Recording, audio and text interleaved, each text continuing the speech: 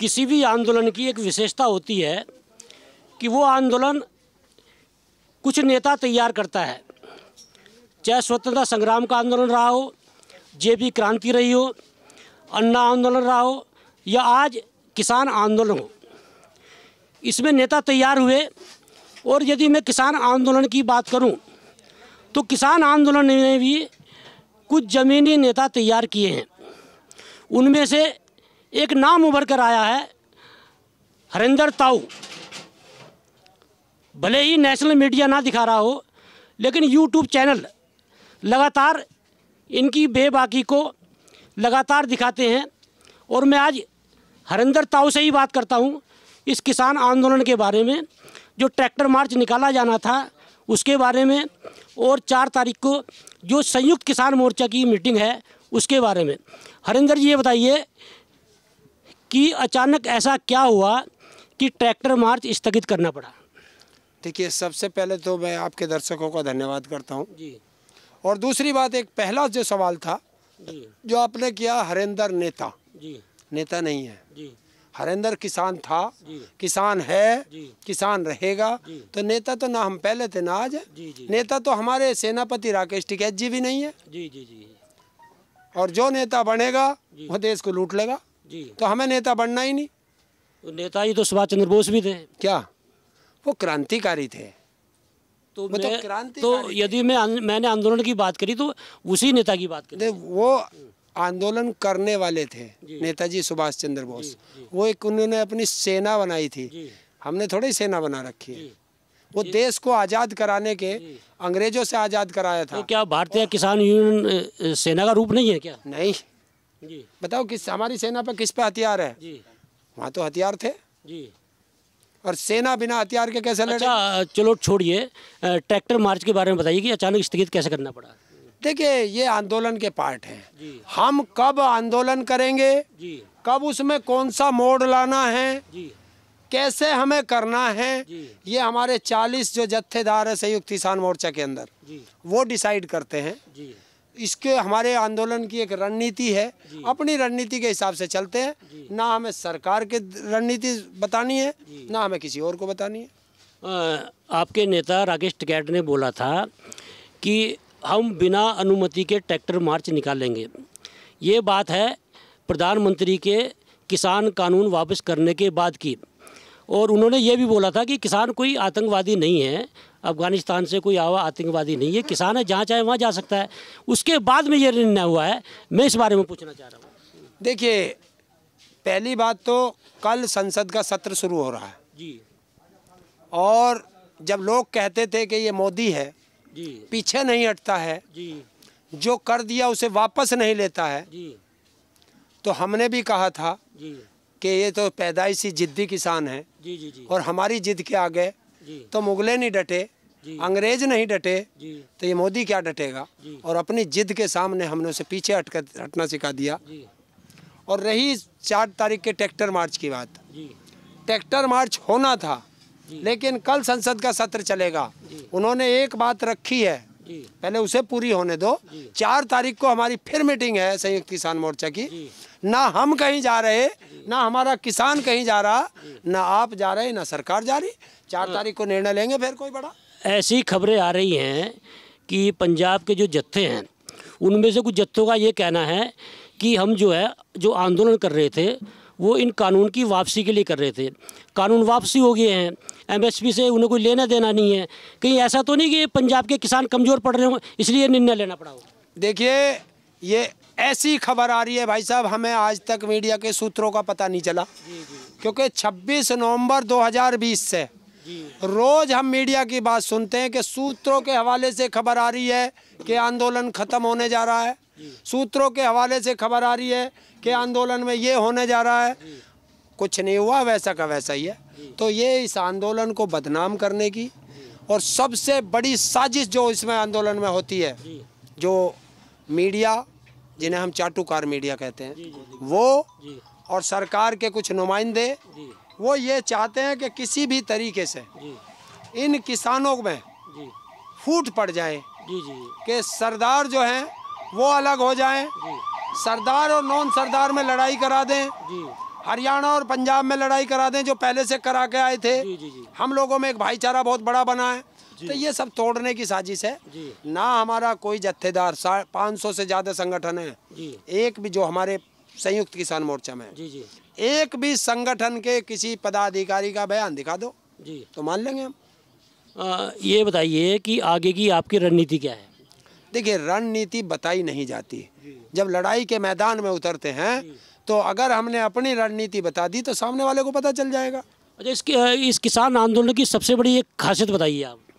इस किसान आंदोलन की एक खासियत क्या रही है वो बताइए अपने हिसाब से। सबसे बड़ी खासियत कि इसमें जातिवाद और धर्मवाद खत्म कर दिया। ये सबसे बड़ी खासियत है। इसमें ना हिंदू है, ना मुसलमान है, ना सिख है, ना ईसाई है, ना कोई जाति में है, ब्राह्मण है, ठाकुर है, बढ़िया है, एससी है, ओबीसी है, माइनॉरिटी है, कोई नहीं। इसमें बस एक चीज़ है कि वो किसान है और भारत का नागरिक है। ये सबसे खास। और सबसे बड़ा षड्यंत्र भी सबसे बड़ा षड्यंत्र भी बता दीजिए इस किसान आंदोलन में क्या हुआ है? सबसे बड़ा षड्यंत्र हुआ है कि इस आंदोलन को तोड़ना और राकेश टिकैत जी को गिरफ्तार करने की साजिश, ये सबसे बड़ा षड्यंत्र था। मैं जब प्रधानमंत्री ने ये कानून वापस लिए तो मैं उनकी भाषा पे मैंने विशेष ध्यान दिया। उनकी भाषा थी कि कुछ किसानों की वजह से, बाकायदा उन्होंने देश से माफ़ी भी मांगी, लेकिन कुछ किसान, इसके बारे में आप बताइए। देखिए, कुछ किसान कह करके ये देश के प्रधानमंत्री ने किसान बिरादरी को गाली दी है क्योंकि यही प्रधानमंत्री है जो हमें परजीवी कहता था। परजीवी का मतलब देश की कुछ जनता नहीं जानती कि परजीवी का मतलब होता है खून पीने वाला कीड़ा। तो क्या ये देश का किसान खून पीने वाला कीड़ा है? अगर खून पीने वाला कीड़ा कोई है तो वो ये राजनेता हैं। ये तो किसान हैं। ये तो अपना भी पेट भरता है अन्न उगा करके और देश की सारी जनता का भी पेट भरता है। क्या हम आतंकवादी हैं? क्या ये पगड़ी खालिस्तानी है? इधर दिखाओ भाई, ये पगड़ी खालिस्तानी है? हैं? हम आतंकवादी हैं, खालिस्तानी हैं, टुकड़े टुकड़े गैंग हैं, माओवादी हैं, नक्सली हैं, हम है क्या? तो ये हमें किसने दिया उपाधि? इन सरकारों ने। जो प्रधानमंत्री किसान आंदोलन रहा हो, एनआरसी पे आंदोलन रहा हो, सीए पर आंदोलन रहा हो, या और देश में जितने भी आंदोलन हो जिसने कोई चुप्पी नहीं तोड़ी, ऐसा क्या हुआ कि अचानक उस प्रधानमंत्री ने ये नए कृषि कानून वापस ले लिए? देखिए, कोई भी आंदोलन हो, बहुत आंदोलन है देश के अंदर जो चले हैं, वो सिंगल व्यक्ति के लिए चले हैं। सिंगल, जिसे तुम बिरादरी कहते हो, कौम कहते हो, उसके लिए चले हैं। ये जो आंदोलन है ये एक ऐसा आंदोलन था कि इसमें तो सभी बिरादरी के लोग किसान हैं, सभी कम्युनिटी के लोग किसान हैं। और दूसरी चीज, इस किसान आंदोलन के साथ साथ ये देश के 135-40 करोड़ जितने लोग हैं उसमें देश का प्रधानमंत्री को छोड़ करके बाकी सब लोगों का आंदोलन था, क्योंकि ये अन्नदाता का आंदोलन था। तो ये जन आंदोलन है। हरेंद्र जी, मैं आपकी भाषा सुनता हूँ और आज यदि मैं आपसे बात कर रहा हूँ तो कहीं ना कहीं आपकी भाषा से प्रभावित हुआ हूँ। ये बताइए कि पश्चिमी उत्तर प्रदेश का जो इतिहास रहा है, चाहे वो 1857 से स्वतंत्रता संग्राम रहा हो, चौधरी चरण सिंह का संघर्ष रहा हो, चौधरी महेंद्र सिंह का संघर्ष रहा हो, कि आपका लंबा अनुभव है, कि सबसे विशेष बात इस पश्चिमी उत्तर प्रदेश के आंदोलन में आपको कौन सी लगी? देखिए, सबसे बड़ी खुशी की बात है कि जो हम लोगों में एक वो फैला दिया था, हिंदू मुस्लिम एक राइट कराए गए थे राजनेताओं के द्वारा। अब किसने कराए हैं, एक को किसी एक का नाम लेके मैं वो नहीं रखना चाहता, हुए थे राजनेताओं की वजह से। तो वो हिंदू मुस्लिम की जो खाई थी वो हम इस आंदोलन की वजह से वो खाई खत्म हो गई। ये इस आंदोलन की बहुत बड़ी खूबसूरती है। और मैं तो उन हिंदुओं को भी और मुस्लिमों को भी, उन सिखों को भी, उन ईसाइयों को भी, सबको नमन करता हूँ कि वो सब एक हो गए। पहले की राजनीति और आज की राजनीति में आपको क्या अंतर दिखाई दे रहा है, उस पर थोड़ा प्रकाश डालिए। पहले की राजनीति ईमानदारी की राजनीति थी, देश सेवा की राजनीति थी। आज की ईमानदारी पैसे की राजनीति रह गई, लूट खसोट की राजनीति रह गई, गुंडों की राजनीति रह गई। तो हमारे जो दर्शक है, विशेष रूप से युवा, उन्हें आप एक संदेश दीजिए कि आज की राजनीति कैसी हो जो देश में बदलाव हो।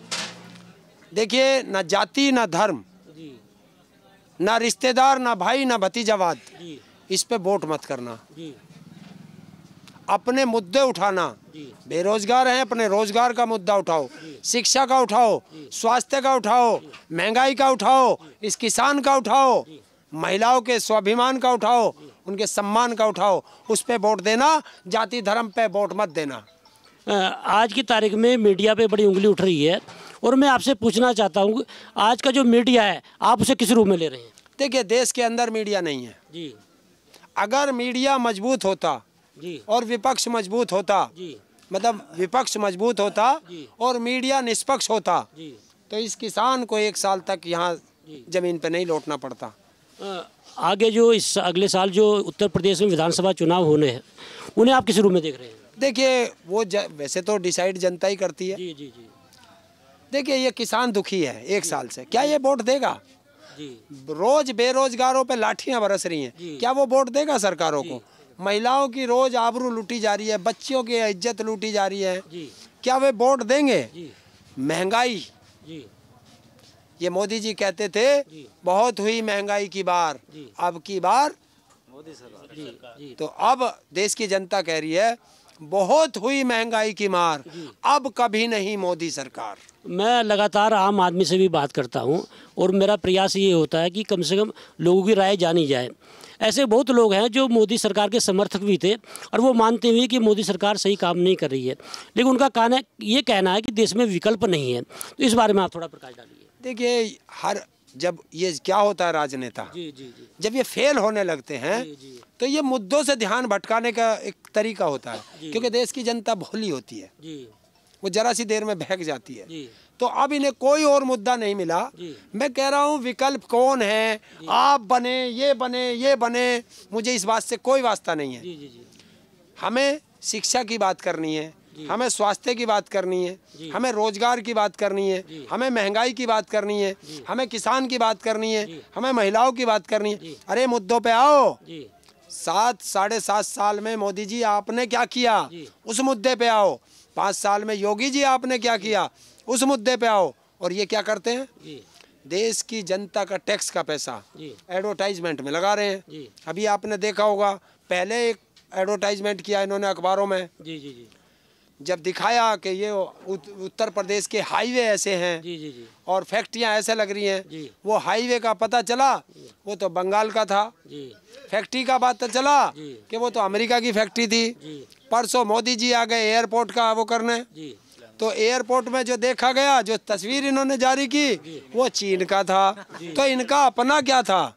चीन के बारे में तो प्रधानमंत्री लगातार बोलते हैं कि चीन निर्मित सामान नहीं खरीदना है, चीन निर्मित सामान नहीं खरीदना है, लगातार अपील करते हैं। और यही मोदी जी हैं कि पिछली 67 साल की सरकारों का हिसाब देखिए, उन्होंने भारत के अंदर चीन का बैंक नहीं खुलने दिया, और जब मोदी आया इसने सबसे पहले चीन का बैंक बम्बई में खुलवा दिया।